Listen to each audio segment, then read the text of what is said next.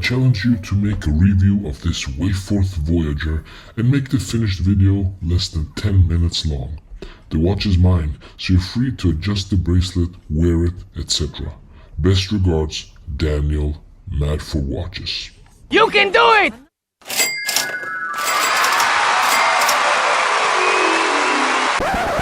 Oh, hell no!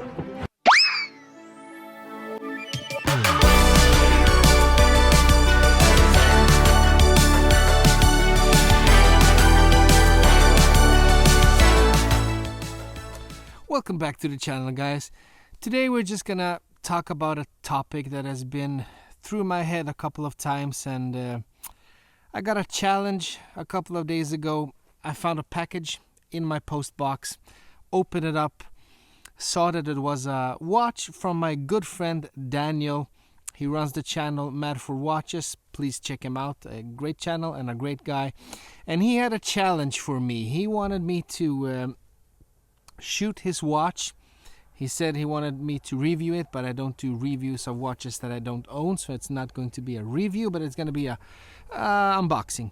He wanted me to shoot his watch and to make the video below 10 minutes long.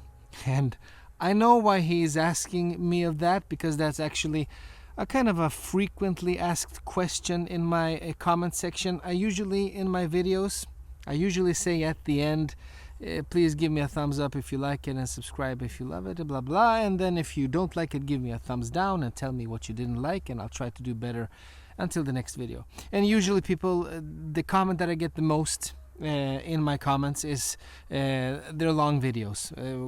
I turned it off 5 minutes in.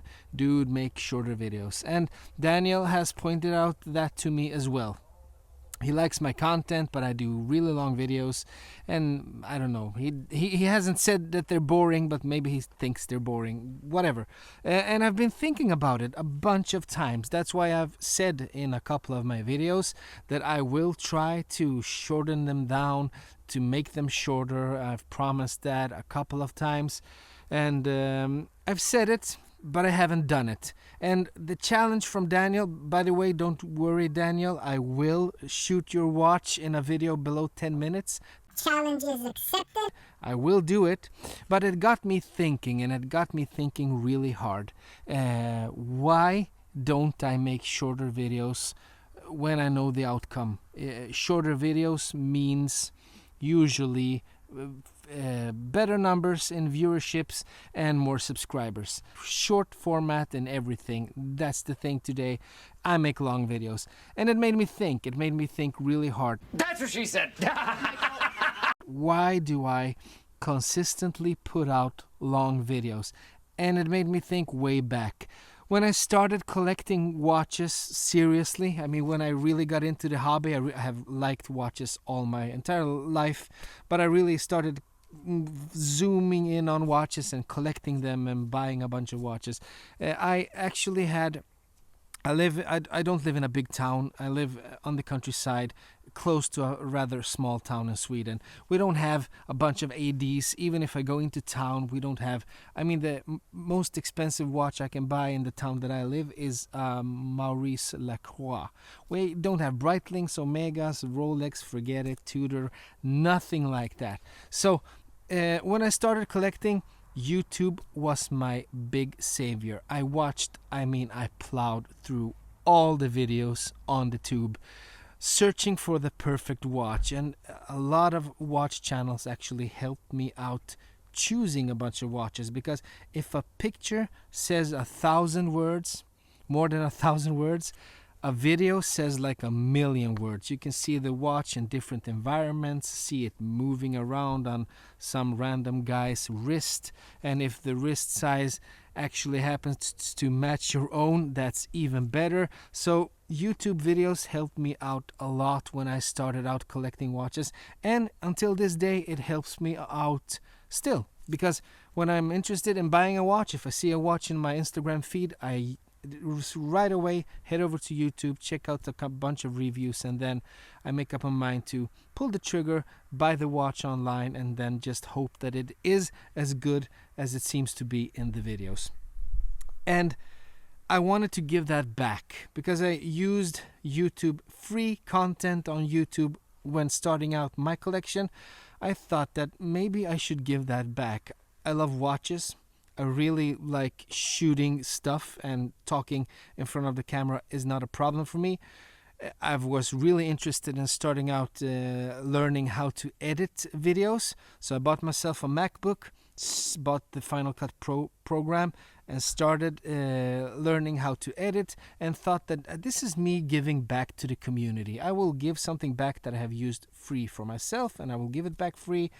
And yeah, I was passionate about it, and I'm still passionate about it, and I just love doing this. This is one of the things, except for my family and friends, that I love doing the most, talking about watches and making these videos.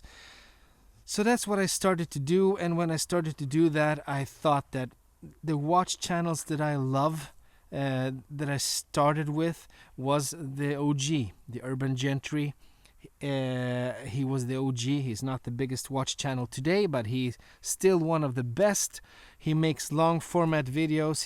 He talks a lot about the history of the brand and stuff like that. He really goes deep into that. I don't do that, but I still like the long format. I mean, I can still, when I see that a video is released today and it's like 20 minutes long about a watch that I'm really interested in, I just can't wait to sit down and just watch that video in peace and just devour all the information that I can get. Because when I'm looking to buy a new watch, or when I've bought a new watch and I really like it, I try to see everything that is possible to see about the watch, all the reviews, unboxings, comparisons, and I just devour it all. And the more there is, the happier I am. So I thought that, yeah, I'm gonna do videos, and I'm gonna make them long because I like talking about them. I didn't want to make the videos too long, boring, repetitive, but if I have stuff to say about a watch in 20 minutes, then I'm gonna say stuff for 20 minutes in a video. That's the way I made it. But then the comments kept coming in, and then this challenge from Daniel made me think. And I've thought about it, as I said, a couple of times. Should I make my videos shorter? Should that be the goal? And I have come to a conclusion today that no, that should never be the goal. And it will never be the goal for this channel. Never give up!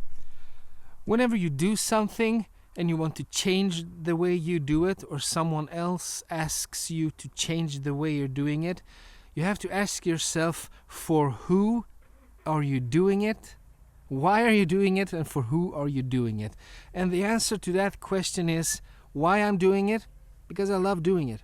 And for who am I doing it? I would love to say that it is only for you, my viewers, and it's only to give back, but it isn't, because fundamentally it's actually for me. I like doing it. This is a passion that I have. I really love doing this. And that's why I'm doing it. If it was just for you or for the viewers, then I wouldn't be doing it. I think that the passion and the flame that burns inside me when doing this would actually extinguish quite quickly. Because if you do something mostly for someone else, that's a really good thing. But you really want to have to do it for yourself as well. You really want to feel that accomplishment within yourself, that I'm doing something that I want to do. You gotta have to be able to stand proud for what you do and the way you do it, and stay behind it. And that's why I'm going to keep making my videos in a quite of a longer format, because that's the way I like it. And if I change that just to get more subscribers, more viewers, grow the channel, that can never be the biggest goal. That can never be the number one goal for me, to grow the channel and make it as big as possible. It has to be to do what I want and what I'm passionate about, and then just hope that someone likes it.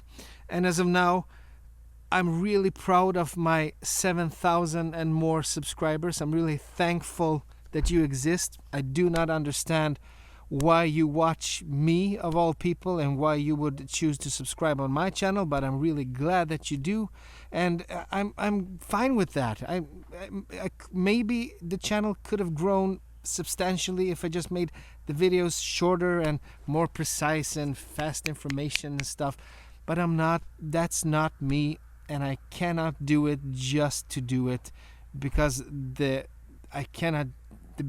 number one goal simply cannot be to grow the channel and just make it bigger. The number one goal has to be that I like to do it, and I want to keep liking to do this, and just hope that someone else likes it as well. And even if no one subscribed to the channel, I would still love to do it the way that I wanted to do it, because it's the way I do it. It's simple. It's quite simple, even though it took a while for me to come to this conclusion, but now that I have, it actually makes a lot of sense for me, and it is quite simple now that I finally get it. So I'm going to keep making it the way I make it. I'm going to keep doing my videos long format, except for this one video, Daniel, that I am going to make below 10 minutes for you, but the other ones are going to be just as long as I think that they need to be. And I hope you're still here for it, you, the viewer. Anyway, guys, that's all for today. Hope you liked the video. Hope you liked my way of thinking, and if you didn't, please tell me why you don't. Hope to see you again. Bye bye.